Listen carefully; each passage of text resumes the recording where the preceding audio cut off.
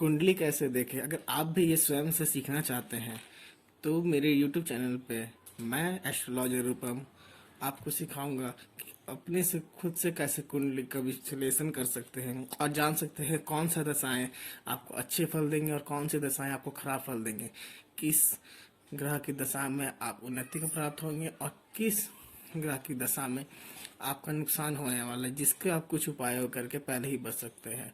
तो चलिए शुरू करते हैं।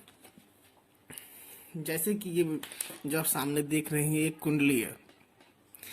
एक किसी भी लगने की कुंडली हो सकती है, बस एक नॉर्मल नॉर्थ इंडियन स्टाइल की कुंडली मैंने बनाई है। तो मैं आपको आज इस वीडियो में बताने वाला हूँ कि कैसे अपनी कुंडली को चेक करें। और अगर आप ये अच्छे से सीख जाते हैं तो आप करीब 50% से ज़्यादा खुद का कुंडली देखने सीख जाएंगे। तो चलिए हम कुछ बात करते हैं। जैसा कि हम सभी जानते हैं कि 12 राशियां होती हैं। जैसे कि पहला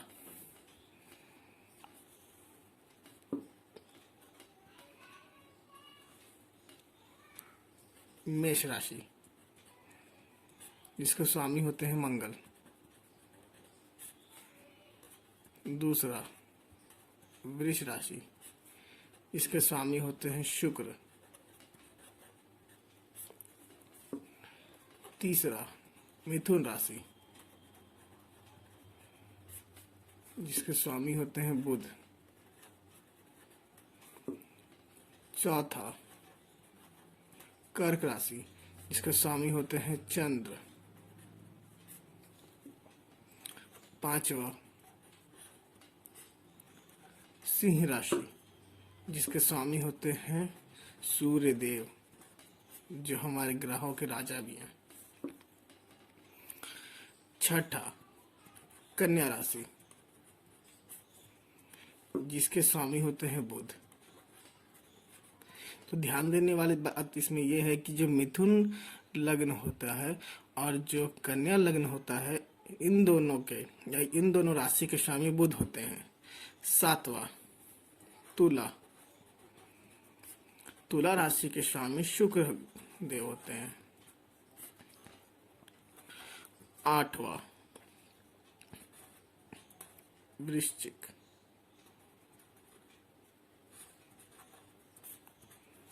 जिसके ही मंगल देव होते हैं।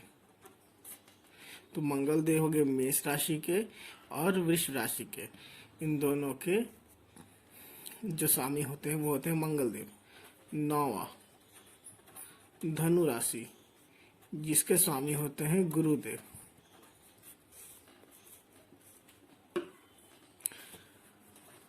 10वां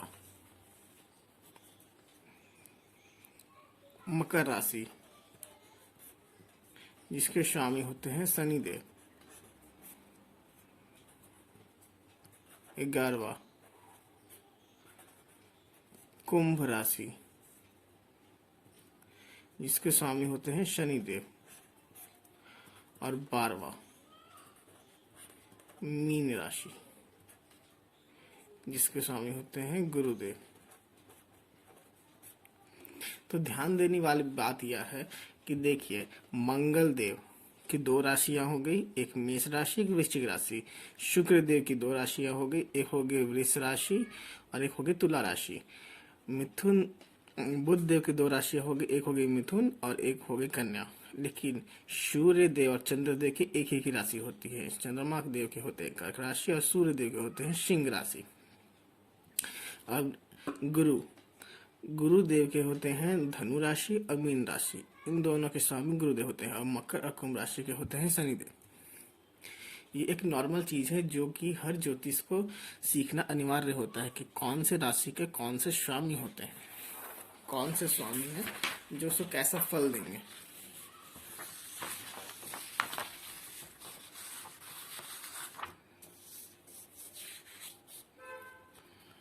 अब हम कुछ बात कर लेते हैं ग्रहों की बाल अवस्था के बारे में, अवस्था के बारे में, जिसने सीधा सीधी बोले तो कि कौन सा ग्रह बाल अवस्था में है, कौन सा किस अवस्था में आपको कैसा फल देगा।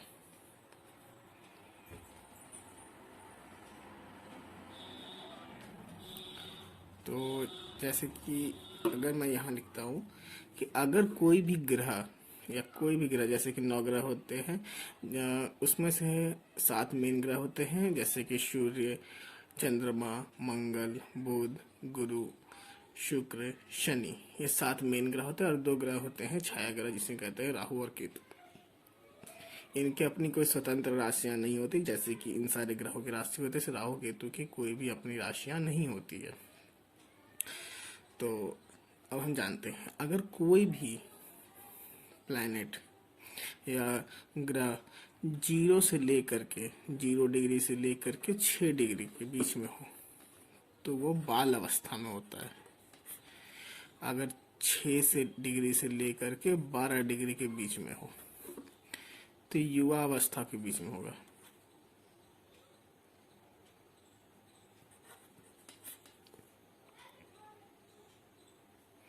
अगर 12 से लेके 18 डिग्री के बीच में हो, तो ये सबसे ज़्यादा प्लैनेट का, किसी प्लैनेट का कोई 15 डिग्री पे तो सबसे ज़्यादा स्ट्रांग होता है, और उसका भी ज़्यादा उपाय करने की ज़रूरत नहीं होती है अगर वो अच्छे फल दे रहा हो। लेकिन अगर वो कहीं बुरे फल दे रहा हो, तब वो आपको बहुत ज़्यादा नुकसान दे देता है। तो ये अति युवा।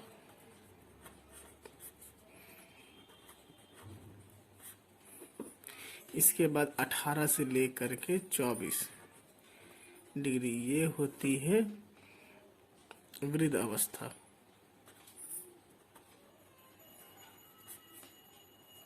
और 24 से लेके 30 डिग्री, ये होती है मृत अवस्था। तो अगर आपका कोई भी ग्रह इस बीच में है, जैसे कि अगर 18 डिग्री, 12 से 18 डिग्री में, तब आपका प्लैनेट बहुत स्ट्रांग है। और अगर कोई प्लैनेट ऐसा नहीं है, तब वो थोड़ा कमज़ोर हो सकता है। आपको उसमें देखना पड़ता है कि अगर योग कारक प्लैनेट स्ट्रांग है या नहीं है।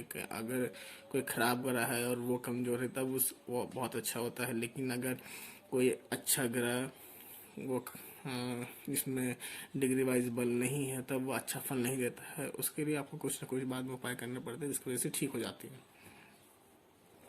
अब अगर हम बात करें, कोई भी प्लैनेट अगर 0 डिग्री से लेकर 3 डिग्री के बीच में हो, या फिर 27 डिग्री से लेकर के 30 डिग्री में हो, तो ये आपको कोई फल नहीं देने वाले। ये नील, मतलब आपको कुछ फल ही नहीं मिलने वाला, अच्छा फल मिलने वाला है, ना कुछ बुरा फल मिलने वाला। कोई प्लैनेट इस डिग्री के बीच में है, तो आपको उसका कुछ ना कुछ उपाय करके, इसे अच्छे ज्योतिष से दिखा करके ही कुछ ना कुछ उपाय करना चाहिए, तभी आपको अच्छा फल मिलेगा, वरना ये अच्छे फल नहीं मिलते। तो देखिए, ये हम बात करें, जैसे कि मेष 1 नंबर की राशि होती है, वृष होती है 2 नंबर की राशि, मिथुन हो गए 3 नंबर की राशि, कर्क हो गए 4 नंबर की राशि। ऐसे ही सारे की सारी राशियां, जैसे कि सिंह 5वां, कन्या राशि 6 नंबर की, तुला राशि 7वां नंबर की, वृश्चिक राशि 8वां नंबर की, धनु राशि 9वां नंबर की, मकर राशि 10वां नंबर की, कुंभ राशि 11 नंबर की, मीन राशि 12 नंबर की। ऐसे ही सारे राशियां क्रम वाइज या फिर सीरियल वाइज रहते हैं, जिसे सीधी सीधी भाषा में बोलते हैं। अब हम आ जाते हैं कुंडली। ये नॉर्मल चीज़ था जो मैंने बताया आपको।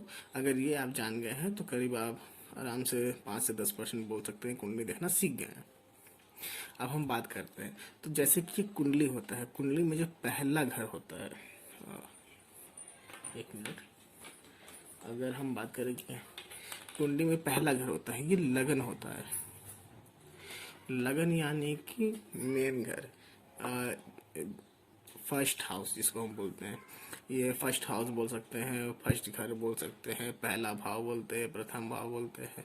तो ये जैसे कि हम मान के चले, इसको 1 नंबर दे देते हैं, पहला हो गया, ये हो गया दूसरा, ये हो गया तीसरा, ये हो गया चौथा, ये हो गया पांचवा। पांचवा मैं यहाँ पे राशिया की बात नहीं कर रहा हूँ, ये जो राशियाँ मैंने लिखी हुई इसकी बात नहीं कर रहा हूँ, मैं भावों की बात कर रहा हूँ। मतलब एक, कुछ भी हो जाए, ये एक है तो ये फिक्स्ड रहता है। ये 1 2 3 4 5, इसी तरीक़े से 12 के 12 भाव होंगे।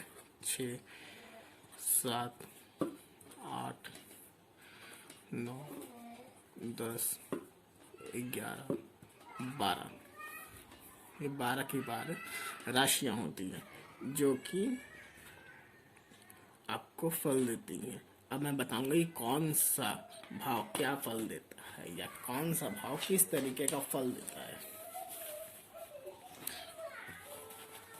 जैसे कि पहला भाव, ये आपका शरीर का, रूप का, रंग का, कि कैसा आपका शरीर है, आपकी मान का, प्रतिष्ठा का, मस्तक कैसा है, आपका दिखने में शरीर कैसा है, आपका दिमाग कितना तेज है, ये सब के बारे में जानकारी देता है आपका प्रथम भाव।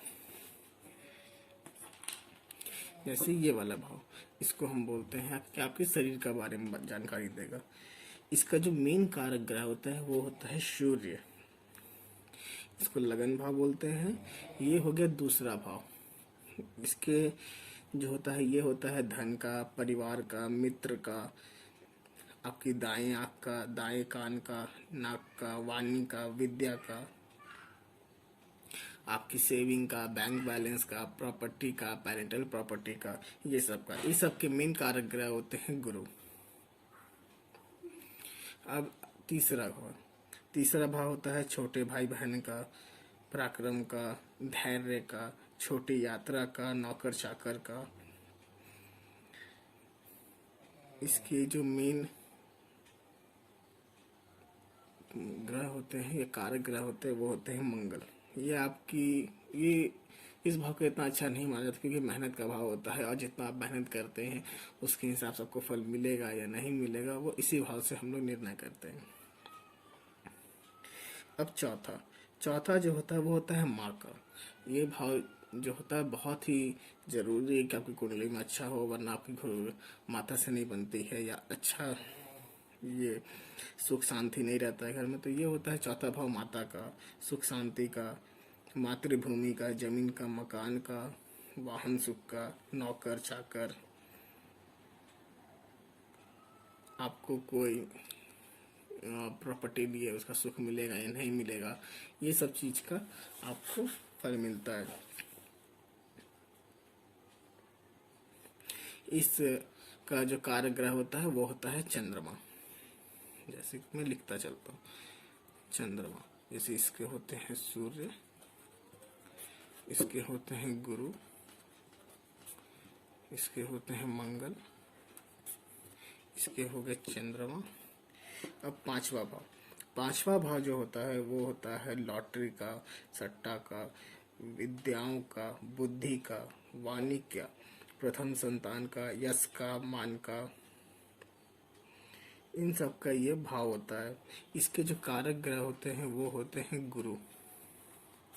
गुरु इसके कारक ग्रह होते हैं, और अगर आपकी कुंडली में गुरु अच्छा है तो ये भी कहीं ना कहीं अच्छा होगा। आप कितना पढ़ाई करते हैं इसका भी ये कारक होता है, आपकी इंटेलिजेंट का ये कारक होता है।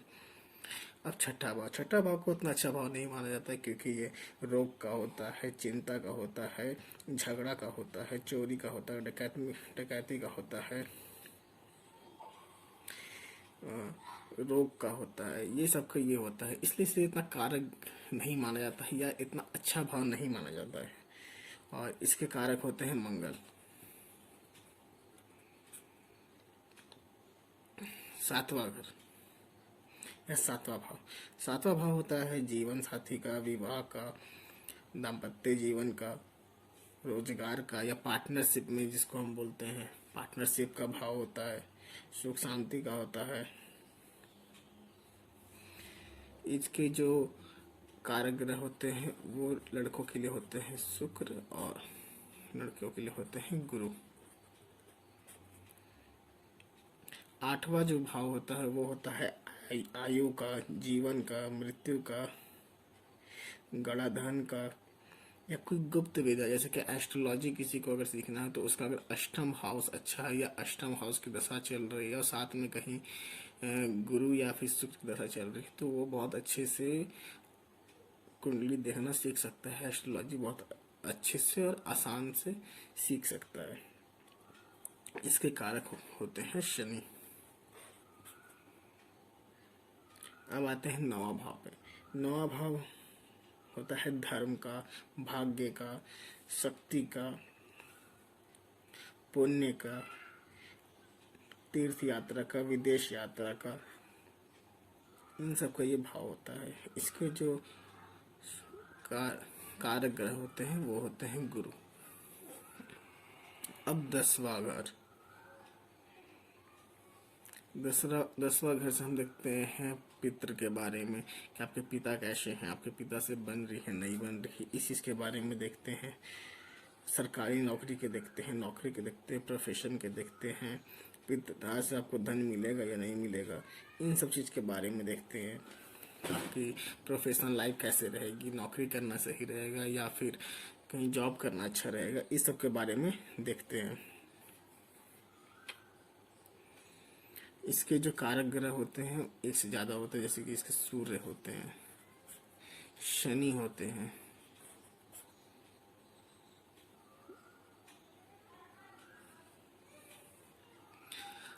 अब 11वां भाव जो होता है वो होता है आय का, या आप कितना अपना लाइफ में अर्न करेंगे इसका होता है।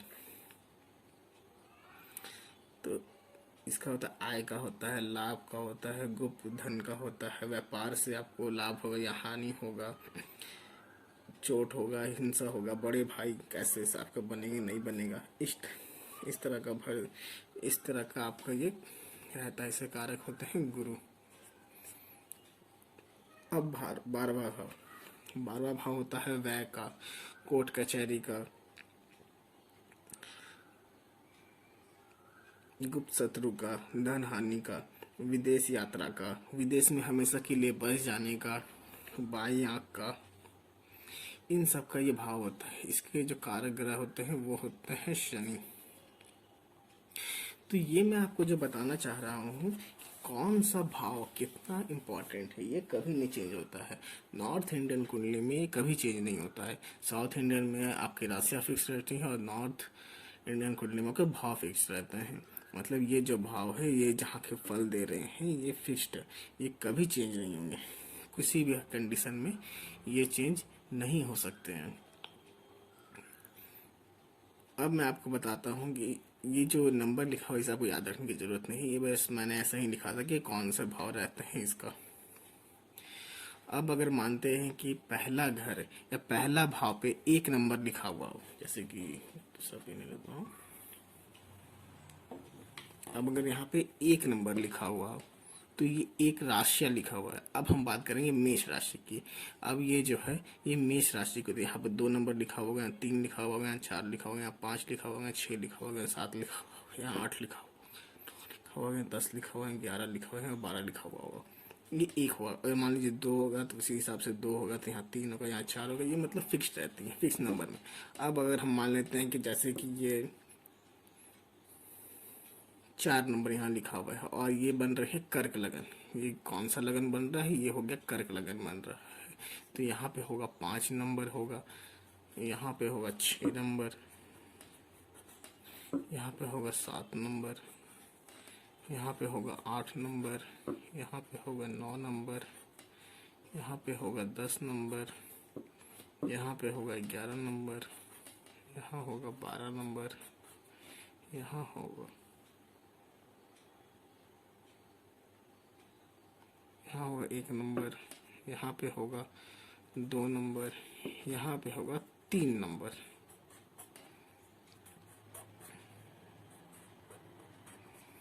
तो ये जो हो गई, ये अब हम बात करें लगन की, कर्क लगन की।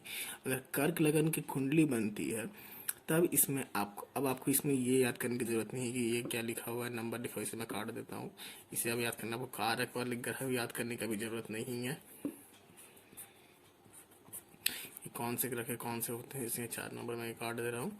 आप बस ये याद रखिए कि आपके भी कौन सा राशि बनी हुई है। अब अपनी कुंडली को खोल के देखें उसमें कौन सा लगन बना हुआ है, ये चीज़ की बात कर रहा हूँ मैं।